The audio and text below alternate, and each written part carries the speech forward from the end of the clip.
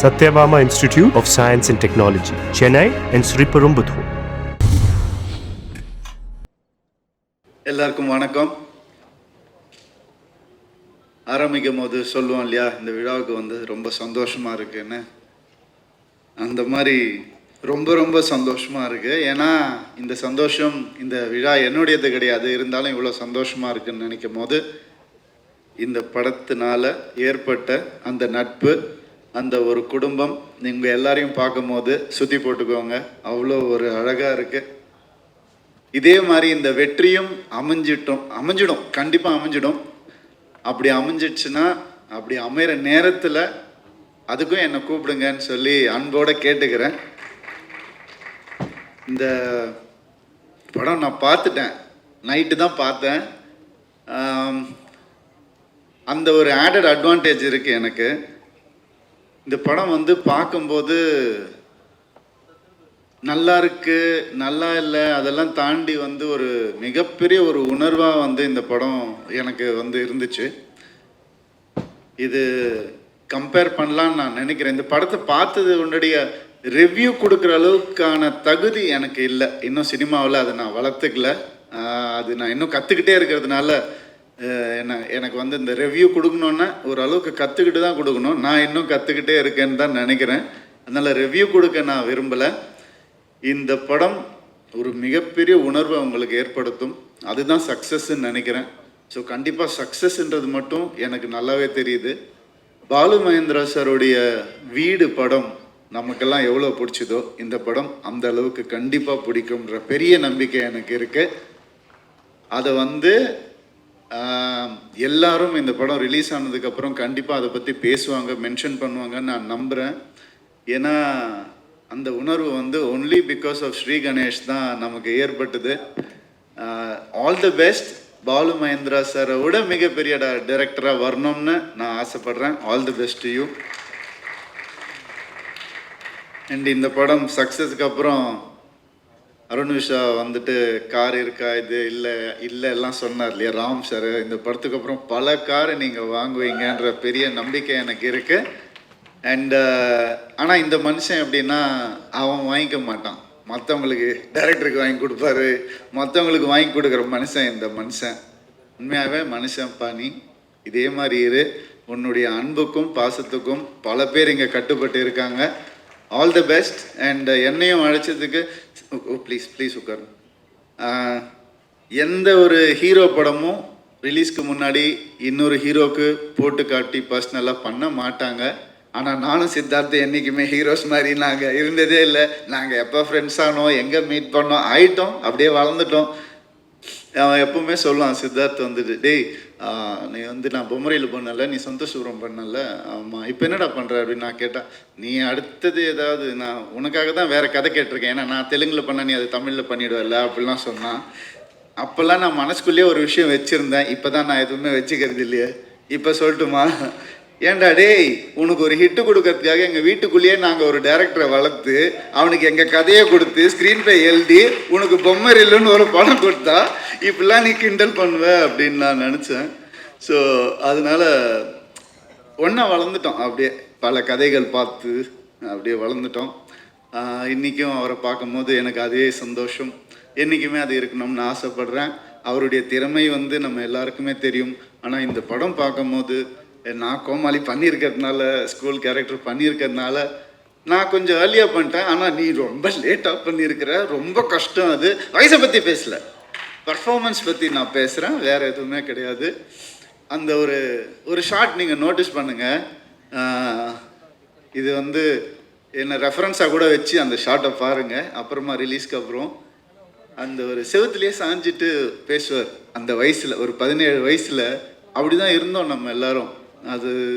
அதை நோட்டீஸ் பண்ணி அந்த ஒரு கேஷுவலாக செவுத்தில் சாஞ்சிட்டு, அதே வந்து ஒரு 25 வயசில் பார்த்தீங்கன்னா அப்படி பண்ண மாட்டார் அவர். ஒரு மனுஷன் வந்துட்டு அவனுடைய ஸ்கூல் டேஸ்லேருந்து கிட்டத்தட்ட ஒரு 45 வயசு வரைக்கும், ஆமாம்ல கதை சொல்ல, 45 வயசு வரைக்கும் எப்படி வந்து அந்த வளர்ச்சி, அந்த டிரான்ஸ்ஃபர்மேஷன் ரொம்ப கஷ்டம் அது பண்ணுறது. அண்ட் எனக்கு ரொம்ப சந்தோஷமாக இருந்துச்சு. சில விஷயங்கள் அவர் நோட்டீஸ் பண்ணி பண்ணதை பார்க்கும்போது ரொம்ப ரொம்ப சந்தோஷமாக இருந்துச்சு. எப்போவுமே சித்தார்த் பற்றி எனக்கு ஒன்று தோணும், தப்பான படங்கள் பண்ணதில்லை அவர். அது வந்து ரொம்ப கஷ்டம், சினிமாவில் வந்து ரொம்ப கஷ்டம். அண்ட் எப்போவுமே நீ தப்பான படம் பண்ணக்கூடாதுன்னு நான் வேண்டிக்கிறேன். All the best and keep giving great movies. உன்னை நம்பி பல டைரக்டர்ஸ் இருக்காங்க, அவங்களுக்கு நீ ஒரு ஒரு ஒரு எக்ஸாம்பிளாக இருக்க அப்படின்னு நினைக்கும் போது, ஒரு சப்போர்ட்டாக இருக்குன்னு நினைக்கும் போது ரொம்ப சந்தோஷமாக இருக்குது. All the best. அண்ட் எனக்கு என் யூனிட்லேயே பேர் ஞாபகம் இருக்காது எனக்கு. சைத்ரா அண்டு மீதா சாரி மீதா, உங்களுடைய குட் நைட் படம் பார்த்தேன். உண்மையாகவே ஆஃப் ஆகிட்டேன் நான் பார்த்துட்டு. அவ்வளோ அழகாக பர்ஃபார்ம் பண்ணியிருந்தீங்க. நான் அப்படியே நேரில் கூட ஒரு தடவை மீட் பண்ணி சொல்லணும்னு நான் ரொம்ப நாளாக நினச்சிட்டு இருந்தேன். மணிகண்டனை பார்ப்போம், உங்களை பார்க்கறது இல்லை, அதனால இந்த ஆப்பர்ச்சுனிட்டியில் சொல்லிக்கிறேன். Wonderful performance. பட் இந்த படம் உங்களுக்கு குட் மார்னிங் தான். இப்போத்துலேருந்து உங்களுக்கு நல்ல ஒரு வீடியோலாம் இருக்க போகுது. Extraordinary performance. All the best to you. And Meetha,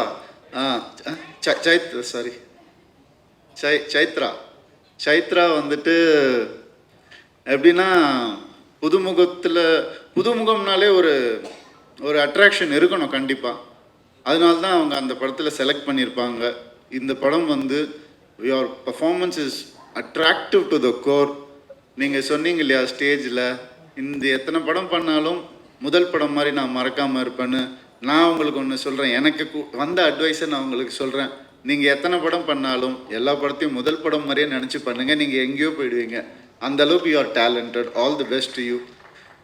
and நான் வர வழியில் அப்படியே எல்லாரையும் மீட் பண்ணிட்டு வந்தப்போ காஸ்ட் கூட, ஆக்டர்ஸ் கூட வந்துட்டு நம்ம மியூசிக் டைரக்டர் உட்காந்துருந்தார். நான் அப்போ அவரை பார்த்துட்டு, நான் அவரை முன்னாடி பார்த்ததில்லை. சரி, இவர் படம் பார்த்துருக்கோமே, இவர் எந்த கேரக்டர் பண்ணியிருக்காருன்னு ரொம்ப நேரமாக யோசிச்சுட்டு இருந்தேன். எல்லாருக்கும் நான் இந்த விஷஸ் சொன்னேனே, இவர் இப்போ எடிட்டிங்கில் தூக்கிட்டாங்களோ அப்படின்னு அப்படிலாம் யோசிச்சுட்டு இருந்தேன். எப்படி இவர் அட்ரஸ் பண்ணுறது என்னன்னு தெரியல. அப்புறம் தான் அவர் மியூசிக் டைரக்டர்னு தெரியும். ஒரு டைரக்டருக்கும் ஒரு ஆக்டருக்கும் என்ன வேல்யூ இருக்கோ இந்த படத்தில், அதோடைய டபுள் வேல்யூ வந்து இந்த படத்தில் மியூசிக். நான் வந்து 10th மினிட்ல all the best, all the best. 10th மினிட்ல வந்து நான் வந்து ஊந்துட்டேன், அப்படியே மியூசிக்கில் ஊந்துட்டேன். Please, all the best. And மனசார சொல்கிறேன், you have a great future. The team that you working with, which we are speaking right now, the team is also fabulous team. The two creative, அவங்களையும் விட்டுறாதீங்க. Extraordinary. நீங்கள் அந்த வேலை work பற்றி பேசுங்க, அவங்களும் சூப்பராக உங்கள் லைஃப் மிகப்பெரிய ஒரு சக்ஸஸ்ஃபுல்லாக இருக்க போகுதுன்னு நான் நம்புகிறேன். அண்ட் நான் என் லைஃப்பில் வந்து ரெண்டட் ஹவுஸில் இருந்ததே இல்லை. எப்போவுமே எனக்கு சொந்த வீடு தான் பிறந்ததுலேருந்தே. இப்போ நான் ரெண்டட் ஹவுஸில் இருக்கேன். ஸோ நிறைய ரிலேட் பண்ண முடிஞ்சது. கூடிய சீக்கிரம் எனக்கு இந்த படம் பார்த்து ஒரு பெரிய இன்ஸ்பிரேஷனாக இருந்தது. என் லைஃப்பை ரீலிவ் பண்ண மாதிரி இருந்துச்சு. என் லைஃப்பை லிவ் பண்ண போகிறேன்னு தோணுச்சு. இனிமேந்து நல்லபடியாக ஒரு படம் அந்த ஒரு இன்ஸ்பிரேஷனை எல்லாருக்கும் கொடுத்தாலே போதும்.